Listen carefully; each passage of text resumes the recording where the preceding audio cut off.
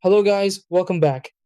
So, if your Frigidaire ice maker keeps saying add water, even though the tank is already full, it can feel like the machine just isn't recognizing what's right in front of it. You fill it up, check the level, and still get the same alert again and again. This usually points to a detection problem rather than an actual water shortage. Inside the unit, there are sensors and intake paths that tell the system when water is available, and if those don't respond correctly, the machine assumes the tank is empty. Small things like improper tank seating, mineral buildup, or air trapped in the line can interrupt that signal. Instead of replacing the unit, a few precise adjustments can often solve the issue quickly. So, in this video, I'll show you exactly how to correct this problem and get your ice maker running normally again.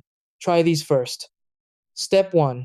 Power off the ice maker and unplug it to clear any internal glitch. Step 2. Remove the water tank and refill it slowly to the proper level. Step 3. Reinstall the tank firmly so it sits perfectly in place. Step 4. Tap or gently tilt the unit slightly to remove trapped air inside. Step 5. Clean the water sensor area and intake opening carefully. Step 6. Turn the unit back on and check if ice production starts normally.